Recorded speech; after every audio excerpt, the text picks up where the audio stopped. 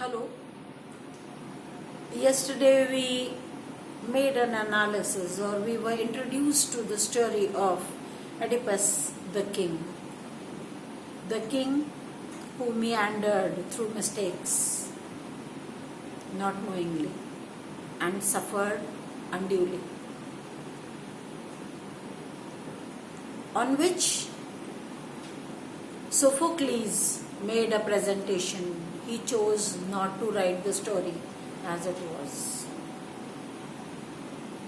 How did this inspire Plato, the idealist, to give his documentation? And how did the writing of Plato inspire Aristotle, the realist? Is what we are going to try to understand. तो वह कहानी जिसमें Oedipus नाम का एक लड़का अज्ञात शक्तियों के कारण से उसके द्वारा उसके लिए की गई एक भविष्यवाणी के अंतर्गत ना चाहते हुए भी कष्टदायक स्थितियों का सामना करता है और उसका बहुत त्रासद अंत होता है। इस त्रासद अंत को पढ़कर एक आदर्शवादी राजनीतिक गुरु अरस्तु को, अफलातून को बहुत दुख हुआ। वह नहीं चाहता था कि उसके राज्य के नागरिक, जिनको ग्रीस को एक बहुत बड़ा साम्राज्य बनाना था, वो ऐसी कोई भी कहानी पढ़े जिसके अंदर किसी को दुख मिल रहा है ना चाहते हुए भी, और उसके दुख से उनके मन में संवेदना, दया और भय व्याप्त हो। अफलातून के हिसाब से दया और भय लोगों को कमज़ोर बनाते हैं, अतः उन्होंने उसके ऊपर अपनी विरोधी टिप्पणी की और सोफोक्लीस के द्वारा लिखे गए नाटक के कारण से सभी त्रासदियों के ऊपर प्रतिबंध लगाने की मांग की। क्योंकि वो गुरु थे तो शायद उनकी बात मान ली जाती, किंतु तब हम उन सुंदर अध्यायों को नहीं पढ़ पाते जिनको पढ़ने से हम एक अच्छे इंसान बनते हैं। अफलातून ने कहा कि क्योंकि त्रासदियाँ कहानी को जैसी है वैसा नहीं बताती, रचनाकार उस कहानी को अपना बना लेता है और उसके अंत में कुछ फेरबदल कर देता है। अतः यथार्थ सत्य नहीं होने के कारण इन कहानियों को नहीं पढ़ा जाना चाहिए। लेकिन अरस्तु के पास में एक इसका तुरंत जवाब हाजिर था।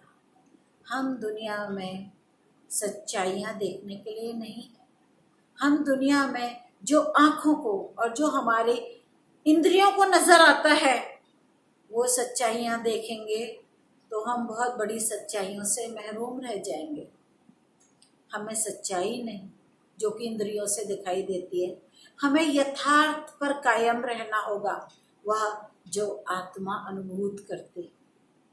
सच्चाई ये है कि अगर मेरी तरफ से कोई अंक 9 नजर आ रहा है तो किसी लेटे हुए व्यक्ति को वो 6 भी नजर आएगा, लेकिन मेरी सच्चाई और उसकी सच्चाई में अंतर होगा। पर यथार्थ यह है कि वह वो अंक है जो भ्रामक है। तो हम इस दुनिया में सच्चाइयाँ जानने के लिए नहीं, सत्य हर किसी का अलग है, हम यथार्थ के लिए इस दुनिया में हैं। ये अरस्तु का एक बहुत बड़ा कंट्रीब्यूशन है जो उन्होंने इसलिए नहीं लिखा कि वो साहित्य को कुछ देना चाहते थे। ये तो उनके द्वारा लिखे गए लेक्चर्स हैं जो उनके शिष्यों ने आखिरकार 26 अध्यायों में कंपाइल कर दिए। हम उन 26 अध्यायों में से ये जानते हैं कि सत्य से बहुत ऊपर, सच्चाई से बहुत ऊपर यथार्थ होता है। दूसरी बात जो अफलातून ने कही कि ये कहानियाँ जिसके अंदर कोई इंसान बिना अपनी तरफ से कोई भी गलत सोचे, बिना अपनी तरफ से कुछ गलत किए कुछ दुखों का सामना करता है, इतने भयानक दुखों का कि उसका जीवन ही उसमें अंत हो जाता है, तो उन्हें नहीं पढ़ना चाहिए। क्योंकि इन्हें पढ़कर लोग कमज़ोर हो जाते हैं, वे 2 भावनाओं से ग्रस्त हो जाते हैं, दया की भावना और भय की भावना। लेकिन अरस्तु ने कहा कि ये दो भावनाएं ही तो वे भावनाएं हैं जो हमें इंसान बनाती हैं। आपके मन में दया है, आप कुछ अच्छा खा रहे हैं और आपके सामने कोई मांगने आ जाता है, आपका मन नहीं है उससे कुछ भी देने का। दया अगर आप में नहीं है तो आप उसको वहां से दुत्कार कर भगा दोगे, लेकिन अगर दया है तो जो भी आपके पास है उसे जब आप बांटोगे तो आपको आधे में भी तृप्ति का एहसास होगा। ये मानवता है। एक मानव के लिए बहुत आवश्यक है कि उसमें दया की भावना हो। एक मानव के लिए ये भी बहुत आवश्यक है कि उसमें भय हो, क्योंकि अगर हमारे में भय है तो हम हमेशा सीधे रास्ते पर चलते हैं। बचपन में जो हमें कहानियां सुनाई गई थी भगवान की, अच्छे संतों की, उन सब से हमने यही प्रेरणा ली थी कि आप अगर गलत करोगे तो कोई है जो हर जगह व्याप्त है, वो देखेगा और उसका दंड देगा। यही भय हमें अच्छे रास्ते पर रखता है। तो जो उन्होंने अफलातून ने जो दया और भय का सिद्धांत प्रतिपादित किया था, उसको अरस्तु ने अपने डॉक्यूमेंट, जिसको हम पोएटिक्स के नाम से जानते हैं, उसमें उसका खंडन किया है और कहा है कि हम दया और भय से ही उत्तम इंसान बनते हैं। फिर उन्होंने जो एक बहुत ही अच्छी बात कही कि हम क्यों सोचते हैं कि हम कथा को परिवर्तित ना करें, किसी व्यक्ति के जीवन को वैसा ही प्रस्तुत करें जैसा उसके साथ हुआ है, लेकिन फिर हमें किसी साहित्य की आवश्यकता क्यों? इतिहास तो यही काम करता है, जिसने जो किया है उसको वैसे ही लिखता है बिना अपनी कोई भी टिप्पणी किए हुए, क्योंकि उसका मुख्य उद्देश्य है जो हुआ उसको वैसे ही लिख दे। लेकिन साहित्यकार का एक दार्शनिक उद्देश्य होता है। उसका उद्देश्य ये नहीं है कि वह लिख दे क्या है, उसका उद्देश्य है कि वह लिखे जो होना चाहिए। It is about the philosophical purpose of writing down not what is. He cannot reconcile to the simple idea of presenting things what are, but he should step further ahead and above to say what should be. Also, imitation. हम किसी भी चीज को जैसा है वैसा ही अगर हम लिखते हैं तो हम क्यों लिखते हैं, हम क्यों इमिटेशन करते हैं, हम क्यों उसको दोबारा से लोगों के पढ़ने के लिए इन कहानियों को, इस साहित्य को प्रस्तुत करते हैं? हम इसलिए प्रस्तुत करते हैं क्योंकि हमारे दो सिद्धांत हैं। पहला सिद्धांत कि किसी की का इमिटेशन करना, उसको कॉपी करना, उसकी नकल करना हम इसलिए करते हैं क्योंकि ये हमारे प्रकृति में, एक चिड़िया का बच्चा प्राकृतिक रूप से पंख फड़फड़ा के उड़ने की कोशिश करता है। एक मनुष्य का बच्चा प्राकृतिक रूप से डगमगाते ही सही मगर कदमों से चलता है।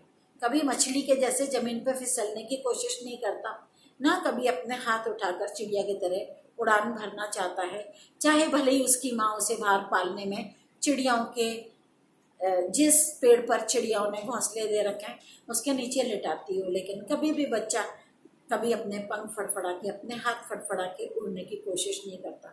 तो जो हमारी प्रकृति में है हम तो वही करेंगे। मनुष्य की प्रकृति में भूल करना है, वह करेगा।